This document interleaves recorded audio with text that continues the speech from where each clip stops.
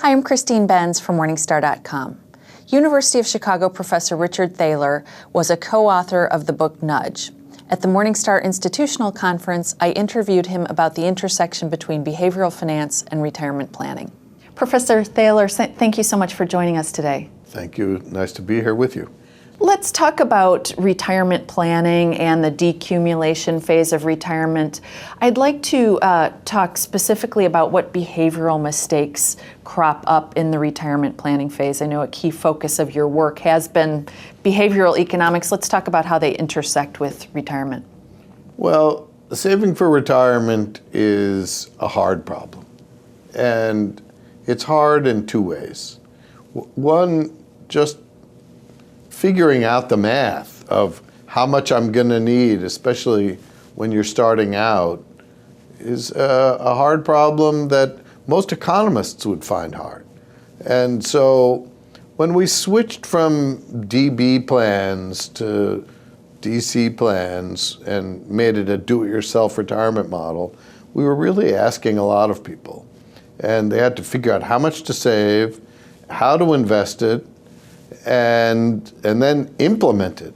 So it's hard cognitively and it's hard motivationally because you gotta keep, you putting money away when there's always things you could be spending it on. And I think we've made a lot of progress in the last 20 years. I mean,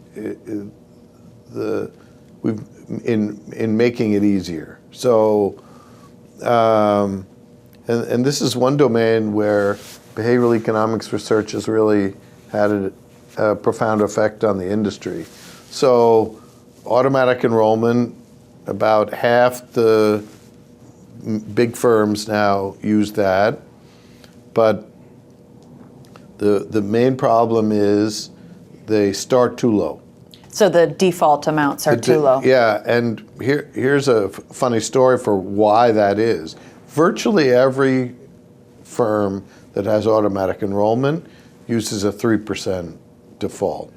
That's because it was a numerical example given in a letter provided by the IRS to tell firms this is something legal to do. And so there was a sentence in there. For example, suppose a firm automatically enrolls people at 3%. Boom, we've been stuck with that. So 3% is too low. And firms have experimented with 6 or 8%, and opt-out rates typically don't suffer. And auto-escalation is another feature that's been implemented to try to push people up. So if you are using automatic enrollment, especially with a low rate, then automatic escalation or Save More Tomorrow, as Shlomo Ben-Artzi and I call it, where you let people commit themselves to increasing their saving rates each year, you really plan sponsors should not be using automatic enrollment without automatic escalation. Otherwise, they're going to just have people stuck at too low of a rate. Now, the problem is if they're not defaulted into automatic escalation, most plans now offer it, but they don't do a good job of selling it or making it available. So either default people into it, or at the University of Chicago, what we do is it's an option in the open enrollment period. So every year when you have to rejigger your benefits, they ask you, by the way, you want to join the Save More Tomorrow plan. So that can be another way of, it's not enough to just offer Save More Tomorrow or automatic escalation. You have to get people into it. Mm-hmm. The bigger problem is maybe 40% of American employees don't have a workplace saving plan. And in Illinois, we just passed a law making that available to everybody. So the state will administer it, so it won't cost anything for small employers to set up a plan. It won't be a 401k, it'll be an IRA, so the administrative costs are low. The Obama administration has been trying to implement a national version of that. The MyRA. The MyRA, the Myra. And, you know, like everything else in Washington, that's gotten stuck.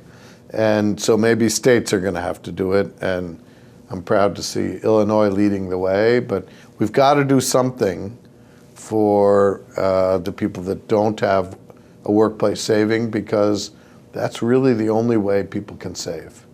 Let's switch over to talk about the decumulation phase. There are, I think, a lot of issues with our current system where people are handed a big bunch of money, hopefully, and told that they've got to figure out how to turn that into an income stream.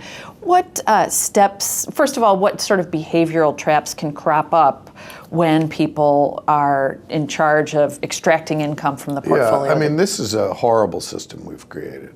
So you've worked all of your life where your employer is picking the investments you can choose from and maybe leading you by the hand with target date funds and automatic enrollment and automatic escalation, and they help you out with your healthcare plan as well. And they're acting as your fiduciary. And then they say, okay, you're retiring, here's a check, and go off and do something. And this is a much harder problem conceptually. So saving up for retirement, at least you can see how you're going, and you have a fixed date, or relatively fixed. You don't know exactly when you're going to retire, but you have some idea. When, let's say you're 65 and you retire, if you're a man, let's say your life expectancy is 20 years, but it could be 30 years, it could be 40 years. And decumulating means each year updating what your life expectancy is and what the life expectancy of your spouse is. And we have no equivalent to target date funds. So annuities could be a sensible part of that.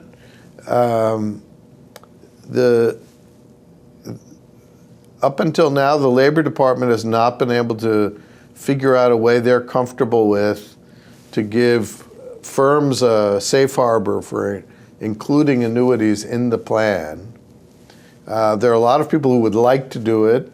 Frankly, the demise of rating agencies has made this more difficult, because an easy thing to do would be to say, okay, if you've picked a AAA or AA insurance provider to provide the annuity, then you get a safe harbor, but no one trusts the rating agencies, and I think there are only a couple of highly rated insurance providers anyway. So, and then people are afraid of annuities, partly for good reasons.